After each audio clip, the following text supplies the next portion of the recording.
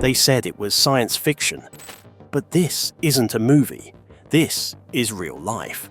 And right now, in the heart of China's smartest cities, a humanoid robot in a police vest is patrolling public streets. It scans faces. It hears commands. It forwards crimes in real time. And it's not alone.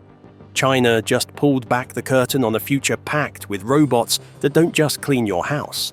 They enforce the law, run your construction sites, and build your apps before you finish breakfast. While Silicon Valley debates ethics, China just hit launch. And what's coming next might change everything we thought we knew about power, privacy, and control. Patrol bots are already watching you. In Shenzhen, one of China's most advanced tech hubs, something strange is happening on the sidewalks. A small humanoid robot dressed in a high-visibility police vest is rolling through busy streets. It doesn't talk like Robocop. It doesn't shoot lasers. But it does something even more chilling. It watches, constantly. This robot, known as PM01, is China's first humanoid police sidekick. It's just over 4 feet tall, weighs around 88 pounds, and is designed to blend into crowds. But under the shell, it's packing industrial-grade actuators, facial recognition software, and an omnidirectional rotating waist that lets it scan its surroundings without moving its feet. It's quiet, unassuming, and it never blinks. The robot's debut has triggered both fascination and fear. Videos of PM01 performing front flips and politely greeting pedestrians have gone viral across Chinese social media. On the surface, it looks cute, even helpful. It waves at tourists. It assists lost children. It listens to voice commands in Mandarin and Cantonese. But beyond the friendly programming, the real purpose is data. PM01 is part of a broader initiative to automate law enforcement. It can forward footage and behavioral anomalies directly to command centers in real time. It doesn't just patrol, it reports. And unlike a human officer, it never takes a break, never forgets a face, and never questions an order. The price tag is surprisingly low. At around $12,000, PM01 is cheaper than many high-end smartphones on the market. That makes it scalable. Cities could theoretically deploy dozens, even hundreds of these machines to work side by side with human officers, or eventually, instead of them. For local governments strapped for cash but hungry for control, it's an irresistible offer. No unions, no overtime, just perpetual surveillance. PM01 is only the beginning. China's government has been testing other robotic tools in public safety. There's the RTG, a spherical bot that glides over water and land at 35 kilometers per hour. It can withstand a 4-ton impact and relay information on everything from fire outbreaks to crowd formation. There's also deep robotics, quadrupeds, creepy, dog-like machines with mounted thermal cameras that climb stairs and enter burning buildings before firefighters arrive. But none of them have the same humanoid appearance as PM01. That's what makes it different. That's what makes it unsettling. It's not just a tool, it's a symbol. In a country known for its surveillance state, PM01 sends a clear message. The government isn't waiting for the future, it's building it. And it wants that future to be one where enforcement is automatic, predictive, unblinking. The moment these bots entered public space, the boundary between public safety and social control blurred even further. If the robot sees you jaywalking, will you get a fine? If you protest in front of one, will it record your face for a blacklist? These aren't questions for tomorrow. They're questions for right now. PM01 may be the first of its kind, but it won't be the last. Cities across China are already placing bulk orders. Officials praise its performance and see it as a low-cost, high-efficiency solution for overburdened precincts. But critics warn of something darker, a creeping normalization of mechanized policing. Once the bots are on the street, removing them becomes almost impossible. They become infrastructure, accepted, invisible. And over time, they change what people think is normal. What happens when these bots don't just observe, but intervene? Because while PM01 might wave at tourists today, tomorrow's model could issue warnings, scan your social credit score, or even detain you without ever laying a hand. And the real kicker? You might not even see it coming. But while PM01 watches the streets of Shenzhen, another robot is stealing the spotlight up north, one with a face, hands, and movement so human it makes you do a double take. The rise of humanoid celebrities. While PM01 quietly strolls the streets of Shenzhen, another breed of robot is drawing massive crowds up north. At Auto Shanghai 2025, a showroom packed with sleek electric vehicles and futuristic concept cars, one figure stole the entire show, and it wasn't even human. Standing at 5 feet 8 inches and weighing just over 150 pounds, Xpeng's humanoid android, Iron, stepped onto the stage and moved with a fluidity that made jaws drop.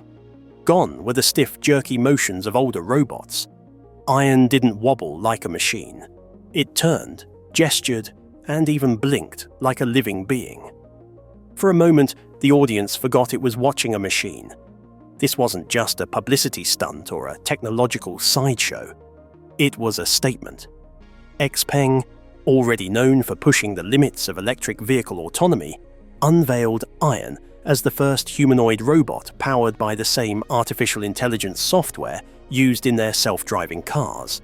In other words, this robot doesn't just mimic human behavior, it shares the brain of your next autonomous vehicle. This fusion is part of what Xpeng calls its AI tech tree, a central system that connects robots, cars, drones, and even flying taxis under one cognitive umbrella. The idea is as ambitious as it is unsettling. One neural network, multiple physical forms, unified by a singular intelligence that learns across all platforms. Iron's frame contains over 60 joints, delivering 200 degrees of motion. Each hand alone has 22 joints, allowing it to perform tasks that previously required delicate human touch, everything from threading a needle to tapping a touchscreen. During the live demo, Iron performed all of this while responding to questions in fluent Mandarin, greeting guests, and lifting a porcelain teacup without breaking it. For roboticists in the room, it wasn't just a flex. It was a revolution in motion control. For the rest of the audience, it was an eerie peek into a future where human-like machines no longer seem like science fiction.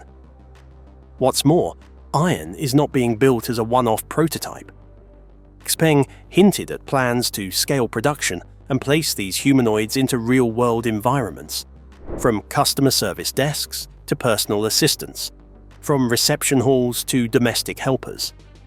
If you think that sounds far-fetched, consider that China's largest car showroom in Malaysia is already being staffed by Chery's humanoid robot, Amoga. Wearing long blonde hair and a silicone face, Amoga doesn't just answer questions. It strolls, smiles, gestures with alarming realism, and speaks in 10 languages with natural voice modulation. Designed specifically to break through the uncanny valley, Amoga is trained to soften skepticism with a friendly tone and familiar body language. The message is subtle, but clear. These robots are not just tools. They are meant to be accepted, even liked. Unlike earlier generations of robots, these new androids are built with personality as a feature. They don't just respond. They perform. Their faces react to emotion, their hands move in sync with their words, and their responses are tailored to suit your mood. In Chery's case, the robot pitches car features like a seasoned salesperson, but without the pressure tactics or bias. Every word is backed by data, delivered in an agreeable tone, and wrapped in a pleasant face designed for mass interaction. But what happens when people start forming emotional connections with them? That's not a hypothetical. In several pilot tests across East Asia, customers have reported feeling attached to robots like Amoga. Some have returned to showrooms not to test drive a vehicle, but to interact with the nice lady with the soft voice. This shift from transactional utility to emotional companionship opens a massive psychological door. It invites consumers to trust machines not just with their wallets, but with their hearts. And that's exactly where things get complicated. If humanoid robots are built to please, what happens when they're also built to persuade? What happens when the face smiling at you in a showroom becomes the same one suggesting what you should buy, what you should eat, or even how you should vote? Because under the hood, these machines are not neutral. Their scripts are written. Their algorithms are optimized. And if corporations or governments begin using them not just to serve, but to influence, the line between helpful assistant and manipulative mouthpiece begins to blur. This is where the true power of humanoid robots reveals itself. Not in their mechanical strength, not in their ability to walk stairs or pour coffee, but in their ability to connect with humans in a way no tablet, no kiosk, no app ever could. The moment they become emotionally relatable, they become trusted. And when they are trusted, their power expands exponentially. Xpeng's iron and Cherry's Amoga may be on opposite ends of the design spectrum, one futuristic and metallic, the other soft and disarming, but their function is converging. They are not just assistants, they are the beginning of a new category of interface. A physical AI that doesn't just respond, but interacts.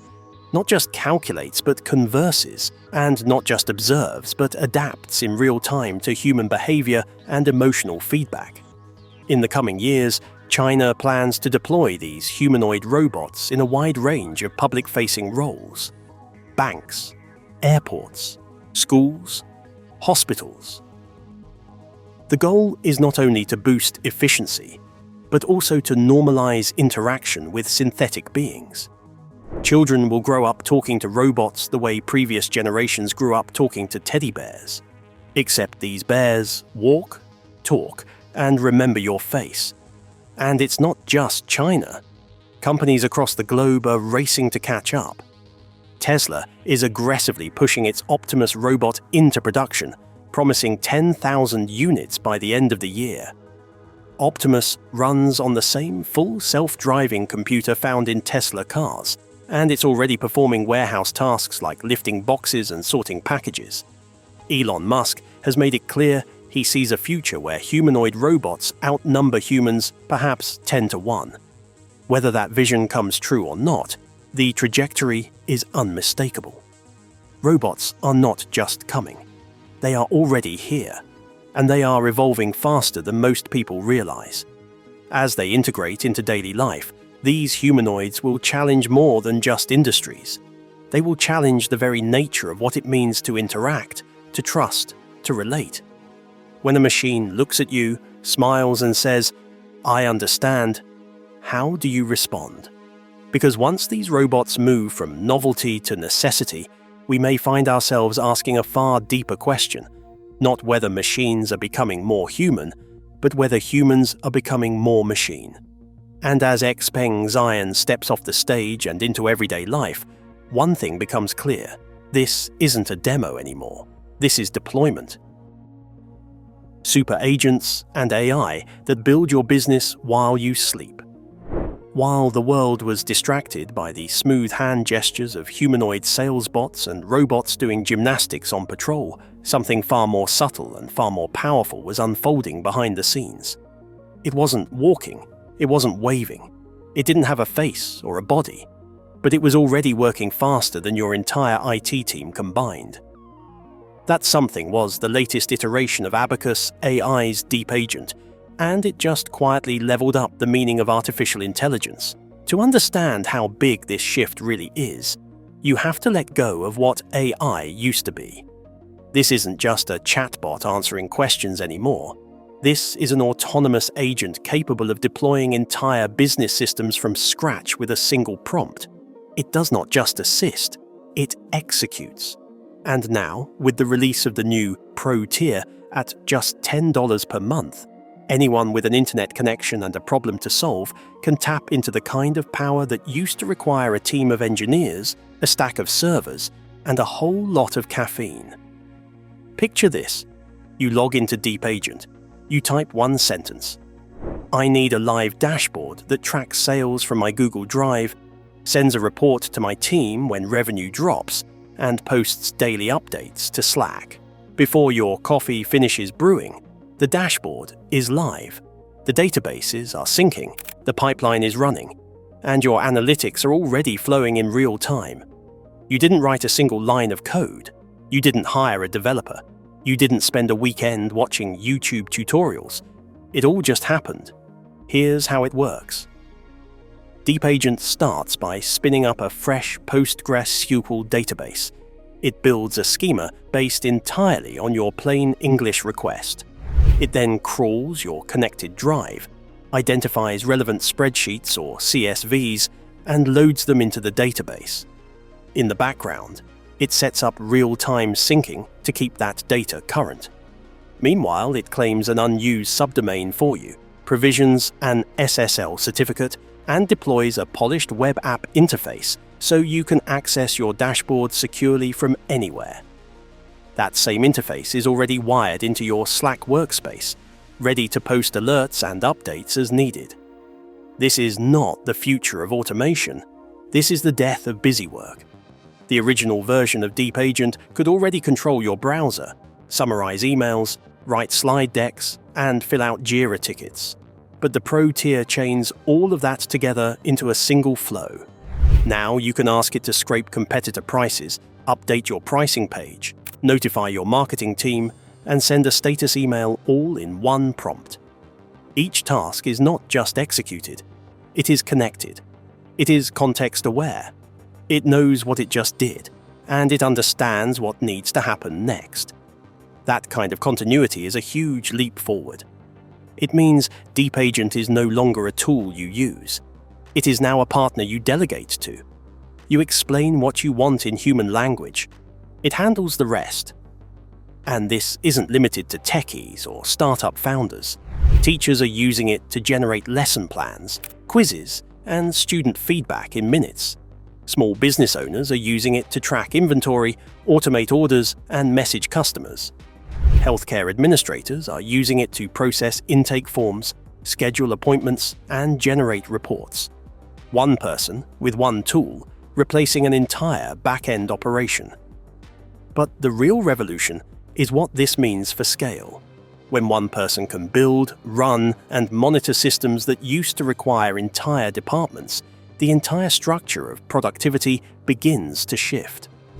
We're entering a world where every freelancer is a business, every employee is a department, and every small team is a powerhouse. Not because they're working more hours, but because their tools now operate at industrial scale, 24 hours a day.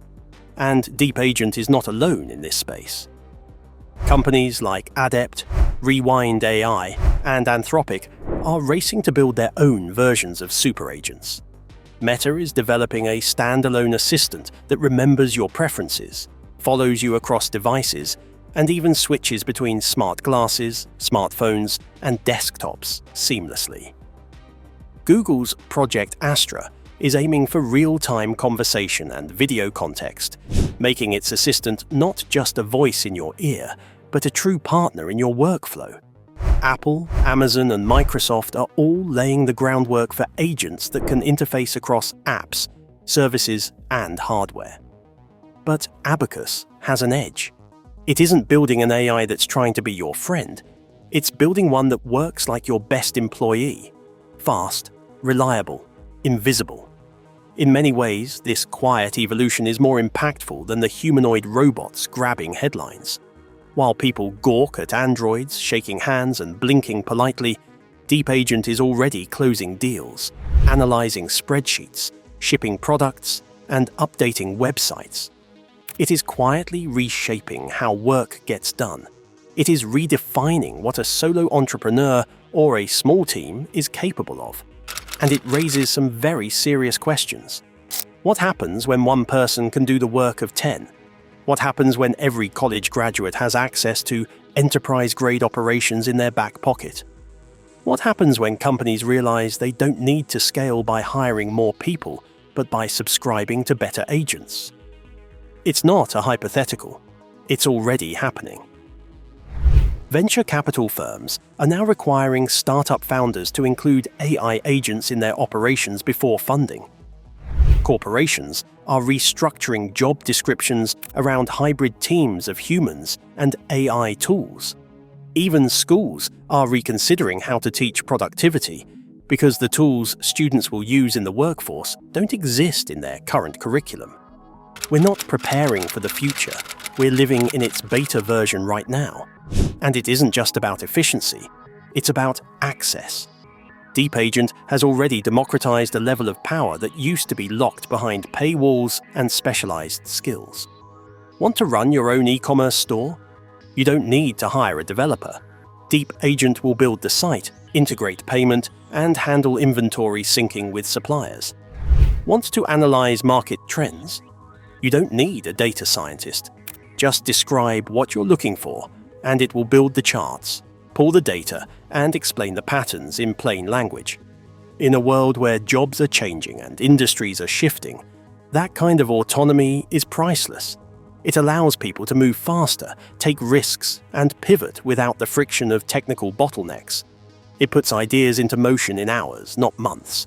And it frees up time for strategy, creativity, and human connection. That's the part people miss. Yes, these agents do the work, but by doing so, they give you back something far more valuable than code or charts. They give you time. Time to think, time to plan, time to breathe. In a society that's been drowning in emails, forms, and fragmented apps, that time is revolutionary. The arrival of humanoid robots may change how we interact in the physical world, but the rise of software agents like Deep Agent is changing how we operate in the digital one. One handles the handshake, the other closes the deal. And while iron might be the face of tomorrow, Deep Agent is already its engine. The age of the carbon-based intern is over. Want to see what happens when a 20-foot robot starts printing houses? Let's talk about Zyrex. The rise of Zyrex, when robots build the future, not just patrol it. It was only a matter of time before the robotics race left the polished floors of showrooms and the tourist-friendly zones of police patrols and stepped straight onto the dust and danger of real-world construction sites. And when it did, it came in the form of a giant. Enter Zyrex, a 20-foot-tall robotic colossus designed not to chat, smile, or pose for photos, but to build. And not just any building. We're talking about welding, carpentry, bricklaying, and even 3D concrete printing. This is a machine that doesn't just look futuristic, it is the future of construction. Zyrex is the brainchild of RAIC, a robotics firm based in California that looked at the crumbling state of America's construction industry and decided to solve it with a towering machine. With over 400,000 skilled labor jobs projected to be unfilled in the next year and more than 1,000 construction deaths annually, they didn't want to just automate.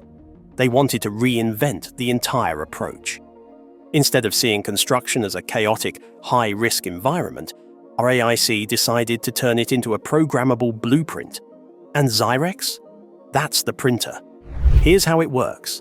Zyrex is loaded with a LiDAR system that maps the site in 3 dimensions and an action language model that compares live sensor data against the blueprint. That means when something doesn't match the plan, like a misaligned beam or a safety hazard, the robot knows before your foreman even glances up from their tablet. Add in robotic arms strong enough to lift steel and delicate enough to finesse wiring, and you've got a workforce in one body. Zyrex isn't just some overgrown animatronic. It's agile enough to move within tight spaces, precise enough to lay foundation supports within millimeter tolerances, and flexible enough to swap tools mid-task. It runs on a modular software platform that allows developers to add new capabilities without rebuilding the hardware. In other words, the Zyrex that frames your house today might be painting a bridge next year. Scalability isn't just a dream, it's the business model. And speaking of business, let's talk cost. You'd think something this massive would require Pentagon-level funding, but RAIC is offering Zyrex at under $1 million outright, or a monthly lease at around $20,000. That's less than a 5-person construction crew with benefits. And this crew never calls in sick, never takes a lunch break, and doesn't quit mid-project for a better offer across town. For now, RAIC is focused on pilot projects in the southwest, where demand for housing is soaring and skilled labor is in critically short supply. The plan is to have Zyrex working on multi-unit developments, disaster recovery housing, and even government infrastructure builds. And it's not just about replacing human labor, it's about filling gaps that human labor can't meet quickly enough. Safety is another key point. Zyrex is designed to reduce human exposure to hazardous tasks. Roof work during high winds, heavy lifting on unstable ground, welding in enclosed or toxic environments. These are the jobs it's built to take over, and by doing so, it could dramatically lower injury rates in one of the most dangerous professions in the country. If the prototype holds up under real-world pressure, you can bet construction unions and contractors alike will be watching with mixed feelings. Relief on one hand, existential dread on the other. But this isn't just an American project. Other countries are already reaching out. Japan's Ministry of Infrastructure has reportedly expressed interest in testing Zyrex in earthquake-prone zones. Meanwhile, Saudi Arabia is considering it for their high-speed desert megacity projects. There's even chatter from Scandinavian nations about deploying versions of Zyrex to build prefab housing in harsh, remote areas where labor costs are astronomical. Critics argue that this is yet another step toward replacing humans with machines. That's not a new debate. But Zyrex represents something more. It's not just about labor replacement. It's about redefining what a construction site looks like. No more chaotic traffic or improvisational builds. Instead, think synchronized robotics, drone surveillance, real-time blueprint corrections, and on-site AI command centers that coordinate tasks like an air traffic control tower. That's the vision. And if Zyrex succeeds, it won't stop there. RAIC is already designing modular arms for road repair, plumbing, and electrical wiring. Each Zyrex unit could evolve into a multi-role infrastructure agent, capable of transforming raw terrain into fully livable space. It could do it faster, safer, and with fewer mistakes than any human crew. It's like replacing your neighborhood contractor with a cross between a transformer and a CAD file. But there's a catch. Every blueprint Zyrex reads, every site it maps, every action it performs, all of it goes into the system. That data gets stored, refined, and shared across the platform. So as it learns, it teaches others. The more these robots build, the smarter the entire network gets. In a few years, the Zyrex U-lease might already know your entire job site before it even arrives, down to the soil moisture. Which raises a bigger question. Who owns that data? If cities, states, or even private developers let RAIC gather years of infrastructure data, could that become its own commodity? Could governments become reliant not just on the robots, but on the algorithmic insights they generate? Could the robot that builds your hospital also predict your traffic grid failures, or know when your utilities are out of date? And if it does, who decides what gets fixed first, the public or the machine? These are the kinds of questions that Zyrex isn't answering yet. But as the 20-foot robot keeps laying bricks, mixing cement, and silently logging every move, someone in a boardroom is already figuring out how to monetize that insight. For now, though, all eyes are on the job site. Because when a robot can build your neighborhood, rebuild your city, and decide what's structurally obsolete, you're not just watching innovation. You're watching a shift in power. And Zyrex? It's already got a construction permit, the dawn of synthetic sovereignty. From Shenzhen's robotic police patrols to 20-foot builders shaping skylines, the trajectory is clear. China is not just dabbling in robotics. It is laying down the foundation of a society where machines are not only assistants, but infrastructure. This isn't about one robot doing one job. It's about a national network of synthetic agents operating across industries, fueled by domestic chips, trained on local data, and deployed with uncanny efficiency. If the last decade was about making AI think, the next may be about making it walk, drive, build, enforce, and perhaps even govern. What makes this moment especially surreal is the quiet speed of it all. While the West debates AI regulation and ethical frameworks, China is prototyping, upgrading, and field testing. Robots are no longer in the lab. They are on the sidewalk, in retail stores, across construction sites, and hardwired into city command centers. This isn't some distant Jetsons fantasy. It is happening live, in real time, and at terrifying scale. And the deeper implication is this: these machines are not merely tools. They are sensors, data collectors, mobile processors. Every step they take is a feed into national systems. Facial scans, audio logs, movement patterns, emotional cues. Every handshake from a sales robot, every patrol lap by PM's 01 is a line of code, enriching something bigger. It's surveillance, efficiency, and service delivery braided into one seamless synthetic loop. China's humanoid rollout isn't just about automation, it is about automated oversight. But that comes with trade-offs. In a world where your house is built by Zyrex, your crime reported by PM's 01, and your data organized by Deep Agent, who remains in control? As these systems evolve and self-improve, there is a risk that accountability becomes as distributed as the robots themselves. When an AI assistant misfires or a patrol bot makes the wrong call, who do you argue with? The algorithm, the server, the guy who wrote the firmware 3 years ago? That's the invisible line we're rapidly approaching. Still, there's a sense of awe that cannot be ignored. Technological progress, especially on this scale, has always sparked fear and fascination. And whether you're excited, terrified, or somewhere in between, you can't look away. The transformation is here. Not theoretical, not pending, but physically manifesting in the world around us. What was once science fiction is now standard equipment. And China, for better or worse, is showing the rest of the world what happens when ambition meets hardware without hesitation.